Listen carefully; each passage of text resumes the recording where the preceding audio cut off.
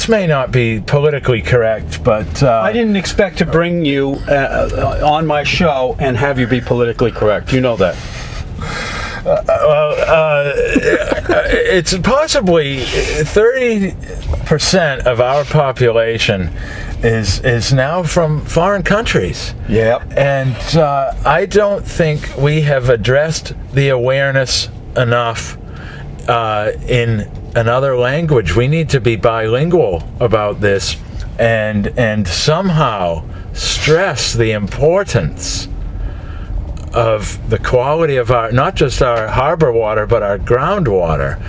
And we're talking about cultures who don't know what a town sewer system is. Right. They come from villages where there's no sewerage and supplied to them by the local government. No, I agree. And we have incredible sewer system here. And we need to educate everyone, not just them, but even the people who aren't from other countries who don't get it either. But I know what you're saying because I travel around so much. We need to keep an extra eye on them. Yes, we do. Because it takes a long time for this education to sink in.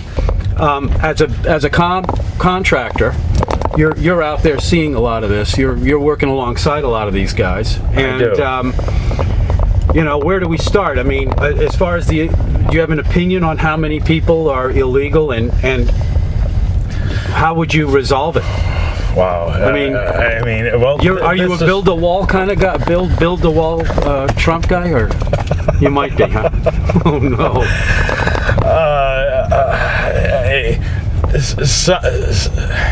I don't know what level or the proper methodology to get a handle on this is.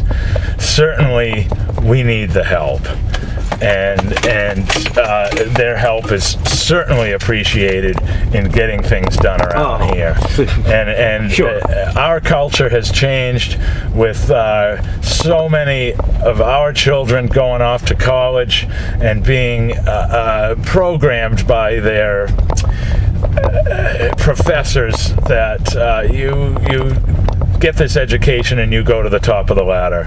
We're not seeing college pro painters come over to the island anymore. We're not seeing huge crews of young college men and women working in the trades, the landscaping, things like that. That's right. But unfortunately, I'm seeing a culture that's being allowed to live by a different set of rules. When you hear about illegal soup kitchens, unpermitted hairstylists, and unpermitted daycare centers, overcrowded housing that has bubbling over septic systems where they're ending up using bags and dumping them in barrels in public places. I wouldn't be saying it if I didn't witness it myself. Is this that new road? No. I want to go see that. Just past Moore's End Farm. All right. And you have seen it. And I've been told to be careful what I say, but who told you that? Your brother? I enjoy my coffee in the morning.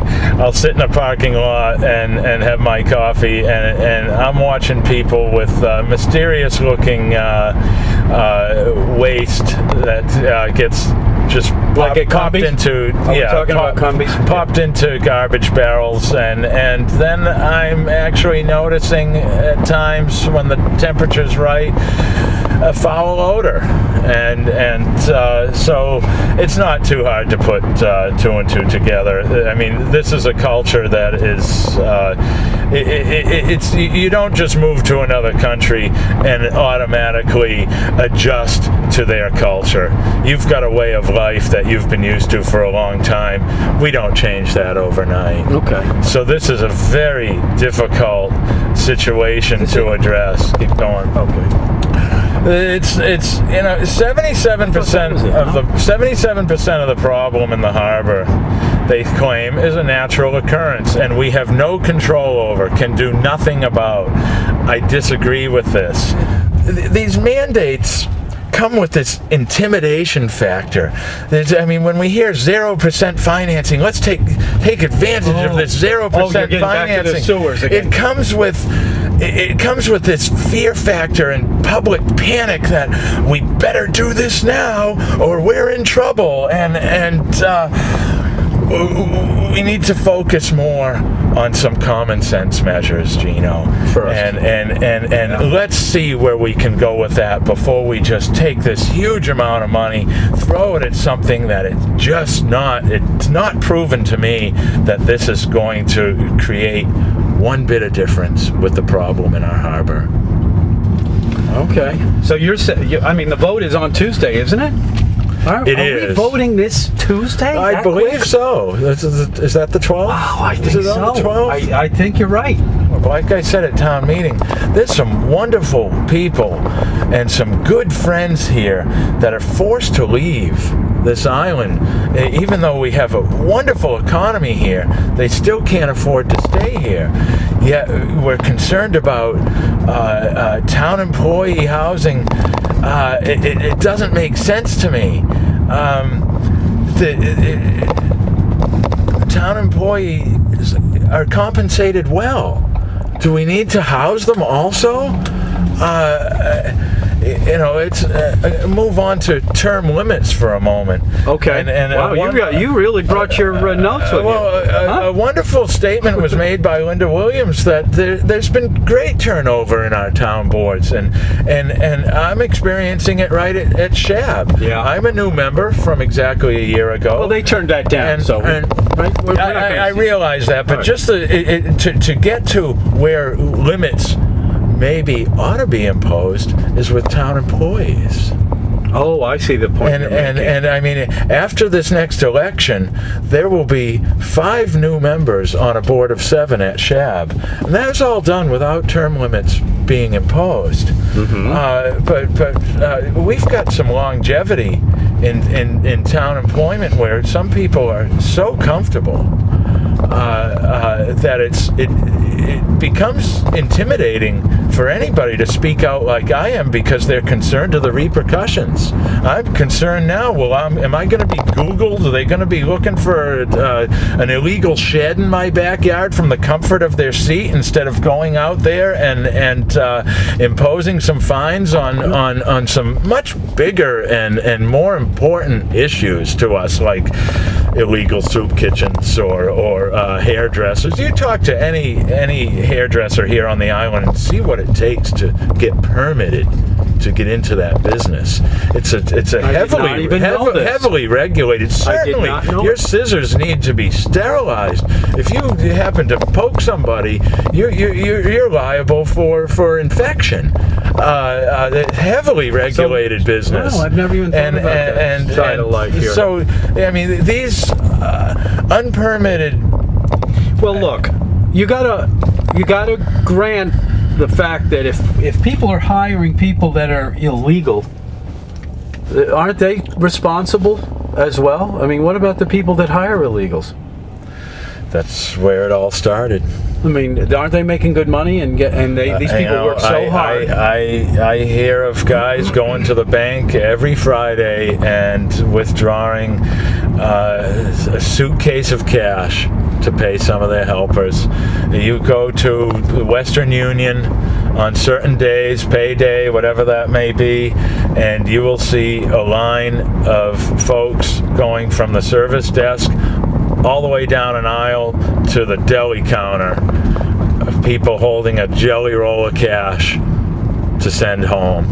And wherever that home may be, if it's out of the country, I think this is something that the government should get involved in and impose a tax right there at the Western Union office. If that cash is being sent out of this country, we want 20%. Well, look at the deer in the back of that. Wow, that's really weird. Must be roadkill. Wow. Huh? Look at that. It seems like there are methods out there today that have been time tested tough, and a lot of these methods have reached their best.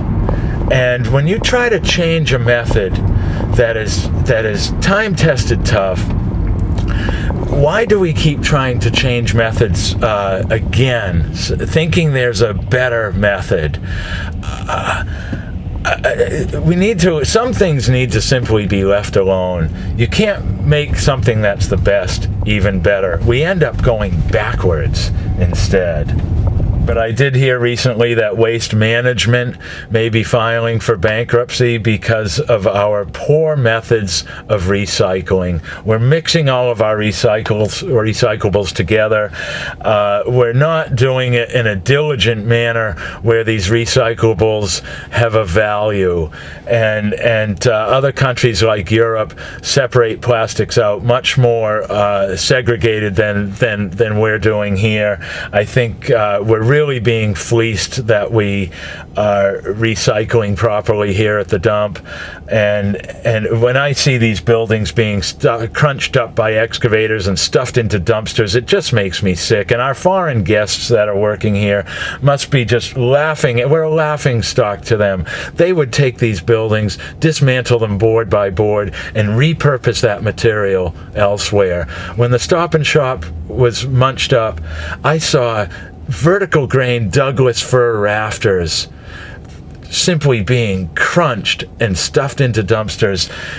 That's not recycling. No, that's not recycling. And so that really disturbs me, especially where Douglas fir is on its way out. It's very difficult to find. But we live in a consumer-driven economy. And we're in a big hurry. If you get rid of it, you can hire the guy to cut the tree down to make the wood again. Well, and they needed to get that parking lot paved as fast as they could. And so how could we take the time to dismantle that building? And this is where we get back to the fast pace that we're living in and the anxiety that comes along with it. Yes. But Gino, I hope that you continue to find innovative ways to keep doing what you're doing. Oh, thank you. The generic competition that was given what I see an unfair advantage over you is unfortunate, to say the least. You are conducting a wonderful service here for the island for awareness. Thank you. And just bringing issues to light. I hope it's appreciated by many here on the island, and I hope you're able to continue what you're doing with this wonderful weather. I hope I hear you and your son out here playing catch. Oh, we do all the time. You hear us sometimes? Or something. Absolutely. And to hear, that noise in the neighborhood is so refreshing compared to the constant nail banging and compressors running and lawnmowers and hedge clippers and maybe. Oh, by the way, you weren't there, but everybody was up in arm about the sound of crow of a chicken. Of a rooster? Yes. No one brought up the sound of the hedge clippers. Yes. That are constantly going all the time. And that's amazing to me. I have a friend in Sconset. My brother used to cut hedges in Sconset, and they all used the Little Wonder plug-in electric hedge trimmer. And the man that he worked for out there, Nat, worked for Earl Coffin. His grandson continues to run the business out there, and he continues to use a plug-in electric hedge trimmer. It's powerful. It does the job, and he has people. His phone is ringing off the hook. We want you because we're tired of hearing these motorized hedge trimmers. It's not necessary. I'm trying to take an afternoon nap. I put golf on to put me to sleep, and all of a sudden somebody comes over, and it's Sunday afternoon, and the hum of these, they're like miniature chainsaws. They really are. And they rev them up full blast. I know it. It's not necessary. No. And the leaf blower, talk about a noise. Not just noise, but it's a negative effect on your quality of life. You're blowing your dust across the street to your neighbor's yard. Okay, now I gotta get my leaf blower out and blow it back. These things should be leaf suckers. If they had a bag on them and were a vacuum, I'd be okay with that. But what happened to the broom and the shovel? Right.